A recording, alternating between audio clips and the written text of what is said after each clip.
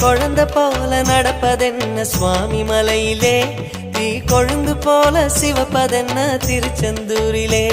முருகா முருகா முருகா முருகா, குழந்தை போல நடப்பதென்ன சுவாமி மலையிலே, தீ கொழுந்து போல சிவப்பதென்ன திருச்செந்தூரிலே. குழந்தை வேலன கொஞ்சி விளையாடலாம், கோபக்கார குமரன எப்படித்தான் ஆடலாம். குளத்தை போல மனசு கலங்குது, குமரா தெளிய வச்சா ரொம்ப நல்லது.